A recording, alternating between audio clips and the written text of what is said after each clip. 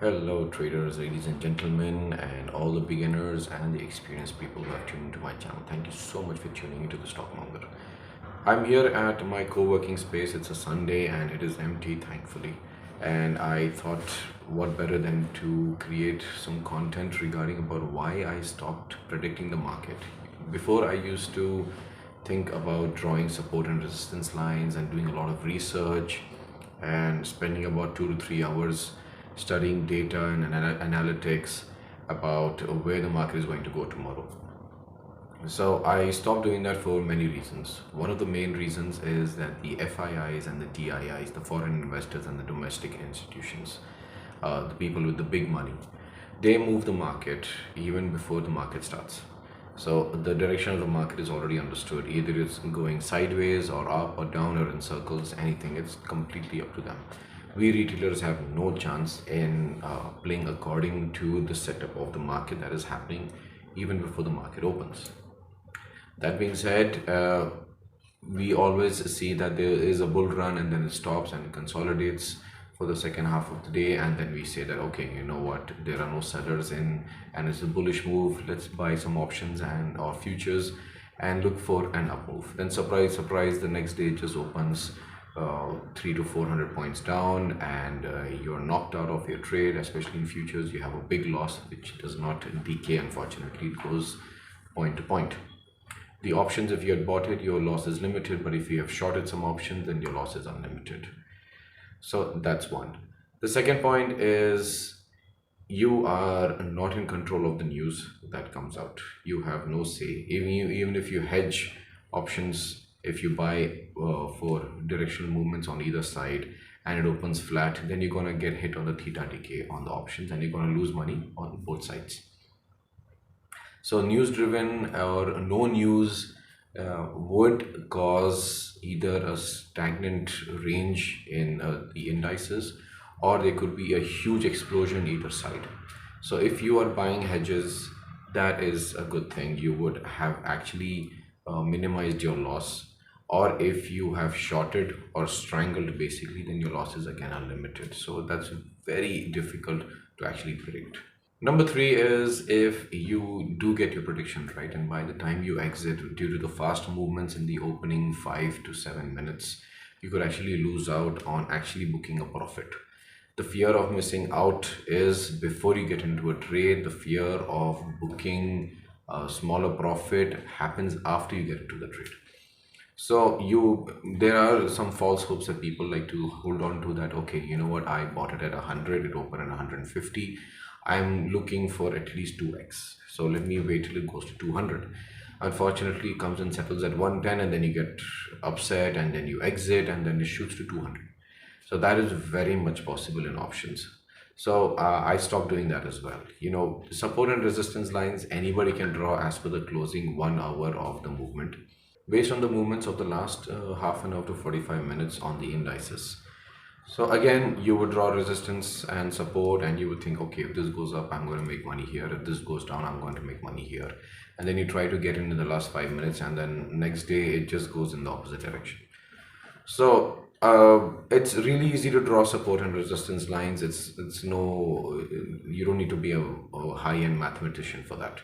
On the other side, technical indicators do also play a role in predicting the market, but then again, I've had days where I tried to go heavy thinking that this would go in my direction and it went in the opposite direction. So I thought, you know what, let's not live in fear, where I have taken some trades and then I see that, okay, you know what, my technical indicators confirm that the market is overbought or oversold, so I'm going to play accordingly. I'm going to short or I'm going to buy, I'm going to hedge, and then I'm going to wait and watch. Then you lose sleep in the night. You're always thinking about what the market is going to do tomorrow. You watch the news, you engage yourself so much into analytics and data reading and the news and whatnot. It just scrambles your brain.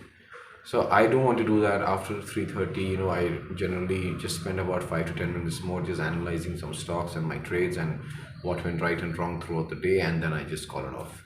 So I prefer to spend time with my family. I prefer to have some me time. I go have a coffee or I read or I just go for a drive, I just get some fresh air, and I go to sleep peacefully. So that is more important for me to keep me fresh instead of sitting and thinking of what the market is going to do the next day. I basically do not take my work back home. There will be days where you will see your technical indicators are screaming that the market is going to fall, it's going to crash, buy puts or short calls deep in the money, or short futures, or just book your profits in the equities you're holding and then buy it at the bottom. Don't let that scramble your brain. I'm not saying that what I'm saying is right or you should follow what I'm saying. You have to do your due diligence. It's nothing compared to having a peaceful night's sleep. That is very important. Psychology is the first thing that you should work on when trading in the stock markets. If you have that set in place, if you have that ability to manage your risk and be very calculative and attentive at the same time when trading in options, in derivatives basically, or even in intraday stocks, then you would master it because you have that proper flow in your mind. So don't let things, create fear or anxiety in you, and then you have the fear of missing out, or you have the fear of booking early. Take very good care of your psychology when you're trading in the markets. This is one thing I have been practicing. It took me some time to get out of it. I always thought, let's have a good morning profit at 9:17. When markets open at 9:15, at 9:17 I'll be having a good profit in the morning, and then I can take a break, have breakfast, spend some time for myself, read, have a coffee, or just enjoy a chocolate or something, and then come back and trade the next. So I would say 8 out of 10 experiences doing so were always negative, and it is quite frustrating. You don't know when the IV is going to crash or the IV is going to spike. You don't know when the options are going to expand or really decay. You don't know if the market is going to open flat, up, down, left, right, or in circles. It is just too difficult. So I generally take time off the market. I do what I have to do during 9:15 to 3:30. I don't actually spend all the time 6 hours in front of the screen. I plan my entries, I plan my risk, I plan my exits. You must have seen in my videos how I draw the targets and the stop loss, and my stop losses are very limited and my targets are very, very expansive. I always go for a 8 to 16%, and then anything beyond that is a bonus for me. So if I am using capital to grow 8 to 16% a day, that is fantastic. It is brilliant. It can compound to a lot in the long run. So I hope this video was very helpful to you. Please do like, share, and subscribe to the content.